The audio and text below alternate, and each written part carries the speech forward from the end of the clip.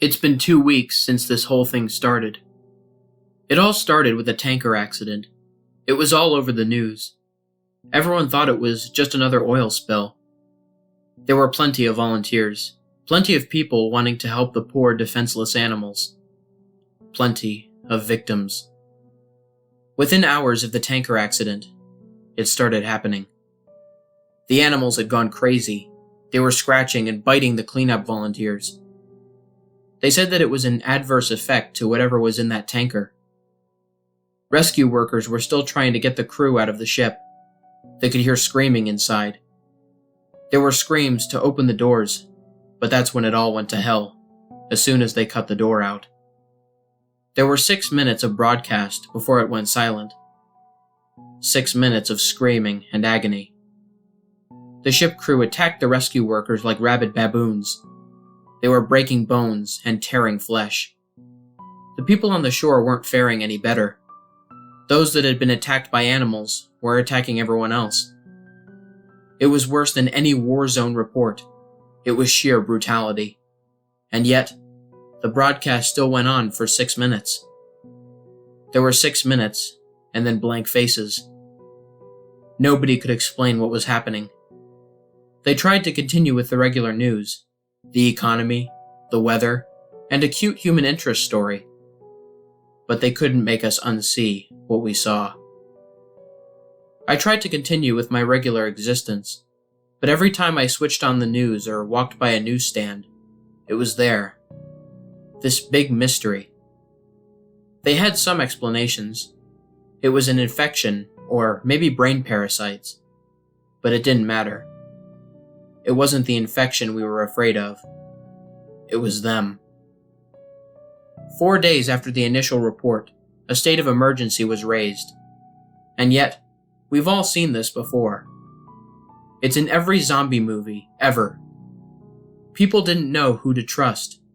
People were stockpiling food and weapons. Some tried to flee, but it seems every zombie movie was right. They didn't make it. 3 days later, they arrived in my town. I expected moans, shuffling corpses, and dismemberment. But that's where the movies were wrong. They ran through the streets, screaming. I remember running to my front door as fast as I could, locking, barricading, and doing anything to make sure it would stay shut. And then I headed for the window.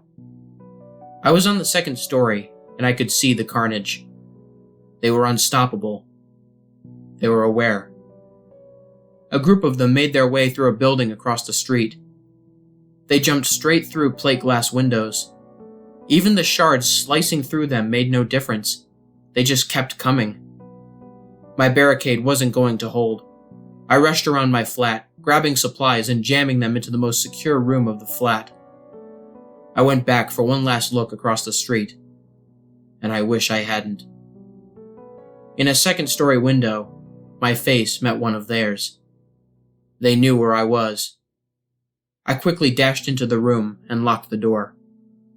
I don't have any kind of panic room or a secure basement, so the safest place I could think of was my bathroom. There were no windows and only one door, with a lock. I had filled my sink and bathtub full of water so I could stay for a while. I sat there in the dark room with the distant screams in my ears. I began to feel like I may have overreacted. It had been 2 hours with no sign of them.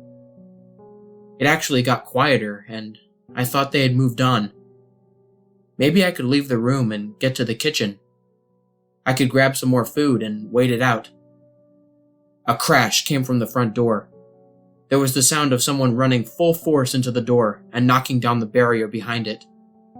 There were a couple more crashes before I knew they were inside. There were rapid footsteps moving around the flat, a couple of screams, and then a bang on the wall beside me. My eyes were open to their widest, even in the pitch-black darkness of the room.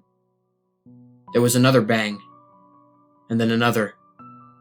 They knew I was there, and they knew I was scared. This was the zombie nightmare I had been expecting from the start. I had nowhere to run. There was only so much time before they would break in. I sat with my back to the door, hoping my extra weight would make it harder for them to get in. Then it got worse. "Why don't you open the door?" There was a voice on the opposite side of the door.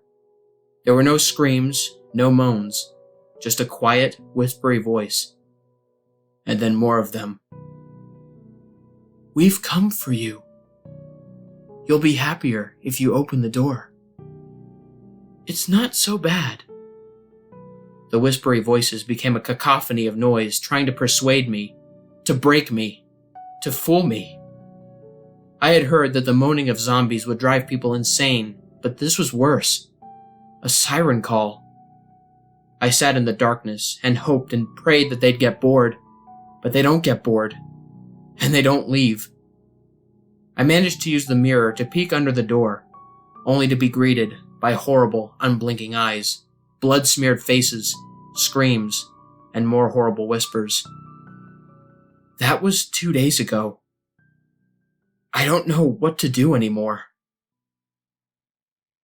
Maybe it won't be so bad.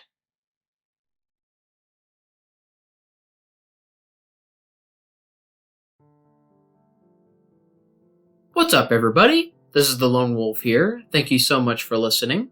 I hope you guys enjoyed this creepypasta. I'm actually going to be reading a lot more creepypastas in the near future. I haven't read that many on my channel, and I figured reading some would give my channel a little bit more variety. I'm also super excited for October. I've got a lot of awesome stuff planned for this month, and I figured a zombie apocalypse story was a good way to kickstart the spooky season, so I hope you guys enjoyed listening to it. If you're new to the channel, please consider liking, sharing, and subscribing if you like the narration. Hit the bell for notifications and join the Lone Wolf Pack. If any of you guys want to send me a message, or maybe a personal scary story, or a creepypasta recommendation, there will be a link to my email account and my Twitter account in the description. There will also be links in the description for all of the music artists that I used in this video, as well as each individual track that I used in case you're interested in the music. And last but certainly not least, if any of you guys have any ideas or tips for me to make my channel better, please leave me a comment or send me a personal message. Until next time, stay spooky. And remember, the hunt begins when the moon is full. Sweet dreams.